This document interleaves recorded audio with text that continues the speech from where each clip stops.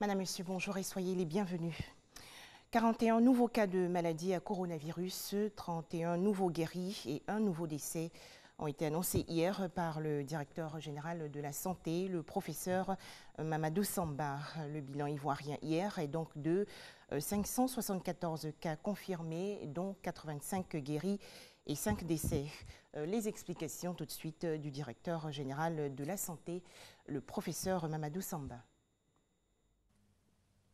Le ministère de la Santé et de l'Hygiène publique a enregistré ce jour, dimanche 12 avril 2020, 41 nouveaux cas d'infection en Covid-19 sur 293 échantillons prélevés, portant ainsi à 574 le nombre total de cas confirmés et 27 nouveaux guéris.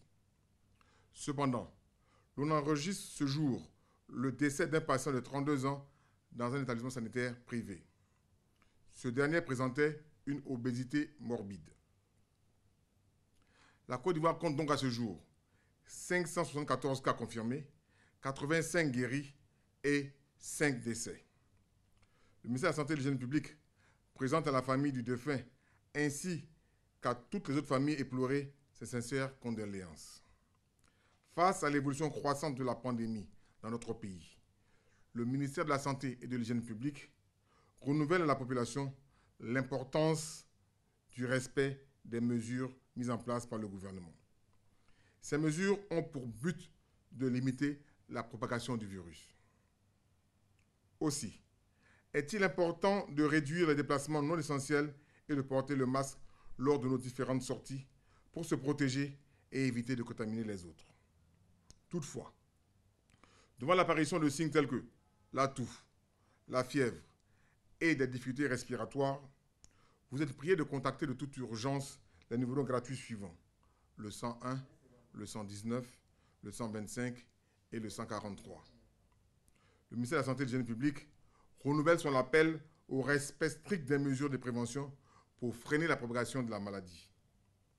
Le ministère de la Santé réitère ses remerciements et ses encouragements aux acteurs de la santé pour leur engagement dans la lutte contre cette pandémie.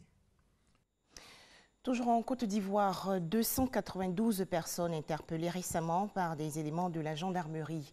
Ces individus ont tenté de sortir du district d'Abidjan pour regagner des villes de l'intérieur du pays par des voies clandestines, et cela au mépris des mesures barrières prises par le gouvernement dans le cadre de la lutte contre le coronavirus. Plus de détails dans le journal de 13h. Hors de chez nous, les efforts déployés par certains pays pour le rapatriement de leurs ressortissants en raison de la crise sanitaire liée au coronavirus. 18 Maliens ont ainsi été rapatriés de Tunis, la capitale tunisienne. En raison du coronavirus, les cours du pétrole ont baissé de plus de 50% depuis le début de l'année. Alors après des jours de négociations et plusieurs réunions infructueuses, l'Organisation des pays exportateurs de pétrole, l'OPEP, et ses partenaires sont finalement parvenus hier à un accord. Ils vont donc baisser leur production de près de 10 millions de barils par jour. Toujours en images, direction la République démocratique du Congo, où un deuxième décès lié à l'épidémie d'Ebola dans l'est du pays a été enregistré hier, 48 heures donc après un premier cas qui a marqué une reprise de l'épidémie. Une enfant est décédée de la fièvre hémorragique dans la ville de Beni, l'un des épicentres de cette épidémie, déclaré le 1er août 2018. Selon les autorités sanitaires congolaises, ce deuxième cas a fréquenté un même centre de santé que la victime enregistrée le 10 avril dernier. Il s'agit d'un homme de 26 ans. Ce drame de l'immigration clandestine, un naufrage entre Tripoli et Malte, a fait hier plusieurs dizaines de victimes.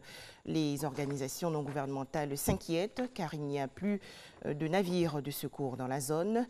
À noter que Malte, l'Italie et la Libye ont déclaré que leurs ports ne pouvaient plus être considérés comme des ports sûrs en raison de l'épidémie à coronavirus.